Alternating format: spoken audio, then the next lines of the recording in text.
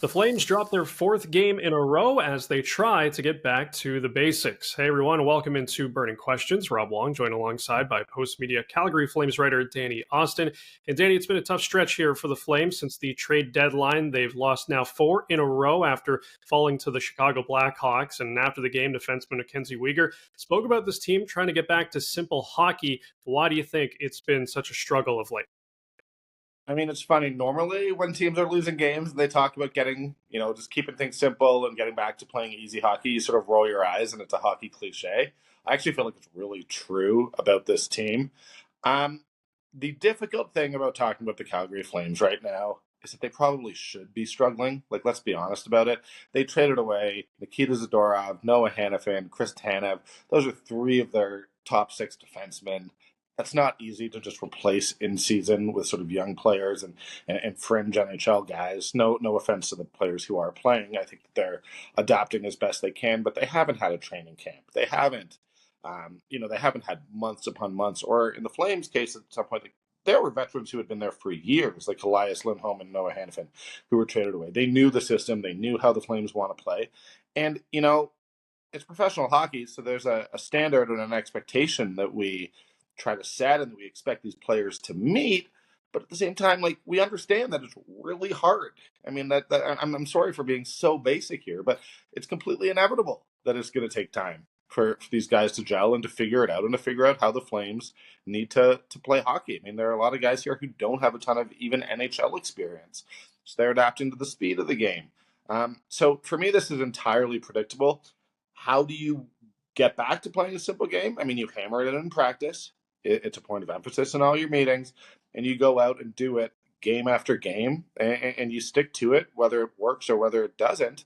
But I mean, is it going to get fixed by 3 weeks from now when the season's over? A month? No, it's not. Probably there are going to be some more losses, and long term that might be the best thing for the Flames organization. But I do think that we're in for, I guess you could call them growing pains. I don't know what else to call them, but I know it's probably disappointing if you're relying on the Flames fully for your entertainment product, but there's nothing wrong with going out. There's some decent movies in the theater. There's some great shows. Shogun, I got to recommend. That show's awesome. It may take a while before the Flames are back to being a team that's super competitive and you're expected to win games night after night. So you mentioned the younger players, and they have a lot of them right now, this Flames team does. And there's 11 games left on the sched. They're unlikely to make the playoffs unless they just have a run for the ages and they get a little bit of help here. But how does Ryan Huska balance trying to compete with the veterans still on this team versus getting younger players some opportunities to grow? I love you for pretending that there's still a chance that this team makes the playoffs. I mean, Mathematically, I got to always put the caveat, mathematically. I appreciate it and respect it. I mean, the fact is, this team is 15 points back of a playoff spot with 11 to go. I laid this out in one of my stories last night, but that means that if they win 8 of their final remaining games, they need Vegas to lose every game in order to catch them. So it's not happening, and there's nothing wrong with acknowledging that this team fought for a really long time and they kept winning games that no one expected them to win. But we've just we've passed that point, the point of no return. That's not happening. How do you get young guys in? You put them in the lineup. That is my opinion, is that there's no real excuse for not having them in the lineup, and you're going to have to deal with, if veterans are unhappy and don't want to be here, you're going to have to deal with that in the summer. I can't speak to how any of those veterans are feeling. To be honest, I don't think we have any indication that the likes of Nazem Kadri or Mackenzie Weegar or Jonathan Huberdeau or Jacob Markstrom, maybe a little bit, but I don't think we have any indication that they're actually looking to get out.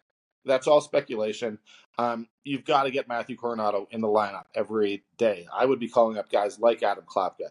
These young defensemen, get them playing, get them to understand the level that you have to be at in the NHL. That is the most important thing that you can do over these next 11 games. I'm trying to think. Jeremy Poirier, another guy down at the AHL.